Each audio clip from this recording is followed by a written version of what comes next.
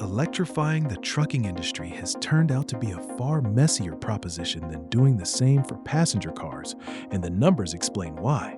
A new battery electric semi can cost several times what a diesel model does, and even fleet operators who want to make the switch have to reckon with charging infrastructure that barely exists, downtime that eats into margins, and range that often can't match a full day's route. Revoy, a startup based in San Francisco, is betting that the smarter path isn't to replace the truck at all, it's to upgrade the one that's already on the road. The company was founded in 2020 by CEO Peter Reinhardt and CTO Ian Rust, and the thinking behind it borrows more from robotics than from automotive engineering. Rust, who came from the autonomous driving world at Cruise, likes to compare the system to an exoskeleton, something that boosts what a driver and truck can already do, rather than swapping them out for a new machine entirely.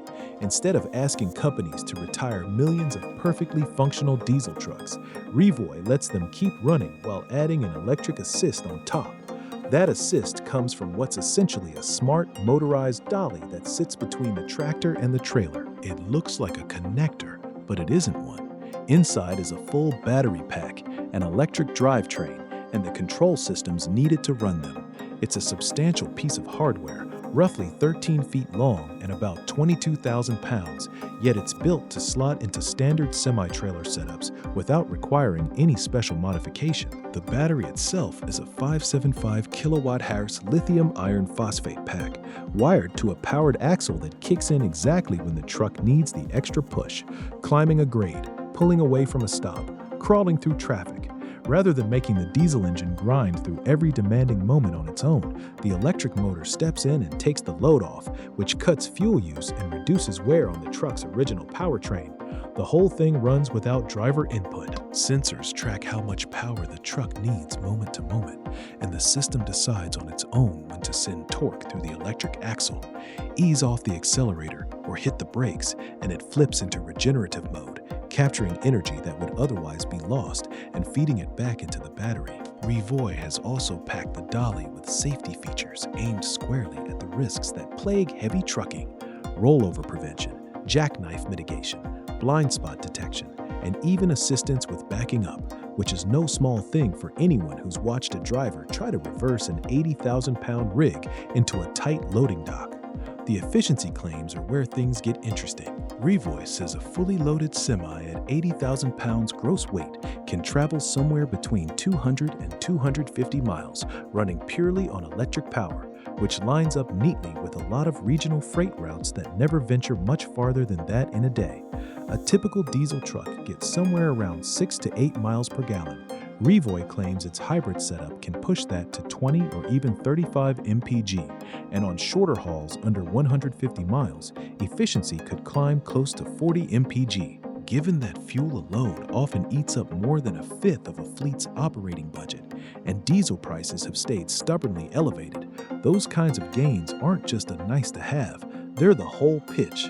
The company also points to an 85% reduction in carbon emissions compared to running on diesel alone, which is a substantial number if it holds up at scale. Charging time is usually the Achilles heel of any electric heavy-duty vehicle. Nobody wants to sit around for hours waiting on a battery the size of a small room. Revoy sidesteps the problem entirely by not charging on the road at all. Drivers simply swap out a depleted dolly for a fully charged one at dedicated hub locations, a process the company says takes under 5 minutes.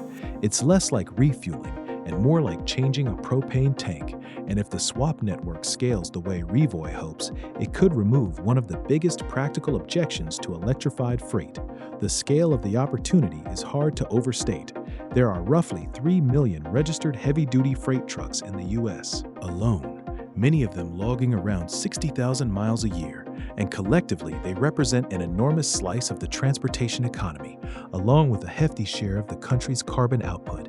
Industry estimates have suggested that meaningful efficiency gains could save fleet operators something like $25,000 per truck annually, which is the kind of figure that gets a CFO's attention regardless of how they feel about climate goals.